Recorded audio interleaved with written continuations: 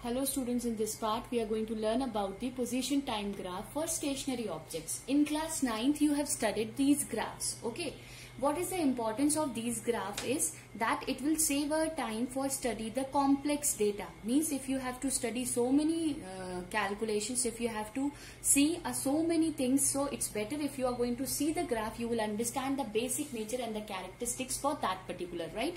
Another major advantage of the graph is that we can easily find out the displacements and we can find out the distance also and the acceleration and velocities. All these things we can easily find out with the help of these graphs, right? So these are the advantages of studying the graph. Now we are going to study the position time graph for a stationary object. So now we are going to consider, as we are going to talk about position, basically means we are talking about its displacement or its position at for time being, right?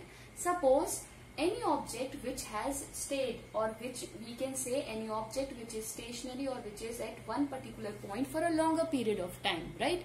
अगर कोई car किसी एक particular place पे खड़ी हुई है, so obviously that car will not change its position. Suppose its position anywhere. Suppose it has placed at any of the position, like from the origin, I can say.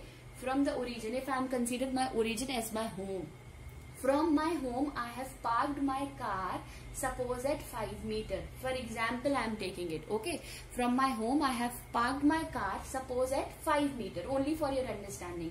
So my car is at y-axis or any place where I am taking it. So that is at 5 meter. But that car is not changing its position with respect to time because it is at stationary position. So the line, or for the displacement time graph for such case will be what? It will be a straight line, right? So that can be not change, but it will be a straight line. Clear to you?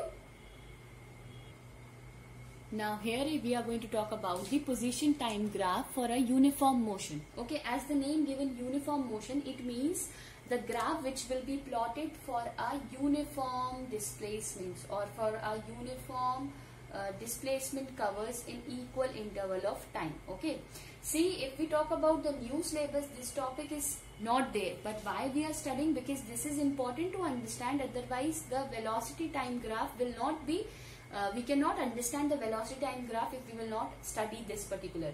And this is the position. Okay, always we are taking something which is independent on x-axis. That's why we are taking time on x-axis, because position is dependent on time, not the time dependent on position.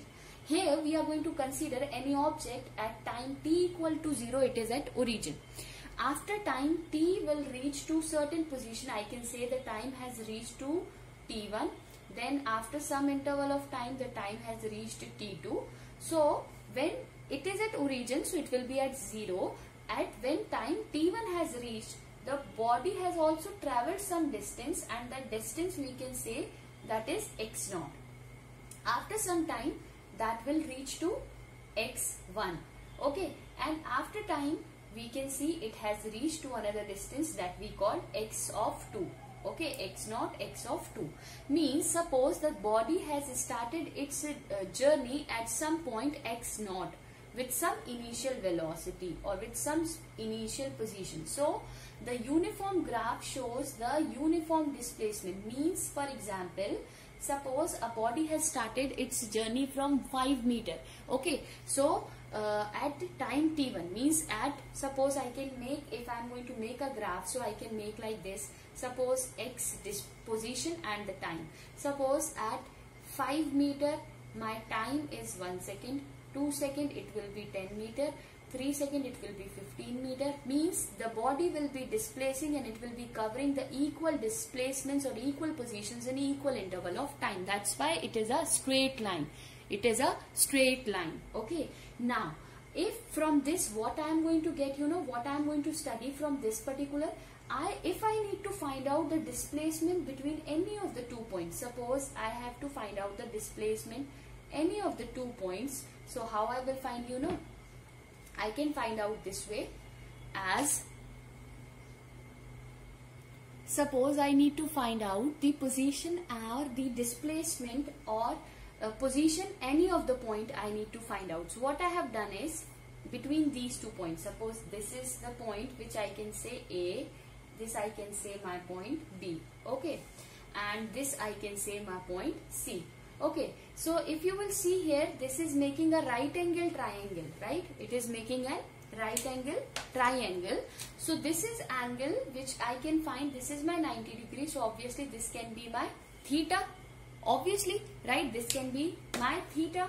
So if I need to calculate this area which comes under this, how I can find out, you know? We can find out from tan of theta, what it says, that is, if you will see what is tan theta, that is perpendicular upon base, right? So what is that perpendicular? That is BC, and what is that base you can see? That is your AC, right? So you can substitute the value here. What is your BC? If you will see, what is that? X2 minus of X1, and what is your AC? You can see that is T2 minus of T1, right? This is of tan of theta. So we can say that is the velocity time graph is equals to what? It will be of the tan of theta. So this is what we can say, and we can prove from here. What is that? That is the change in displacement with respect to time will gives us what? It gives us displacement. So I hope this is clear to you what we have discussed in this case. So this is about position time graph.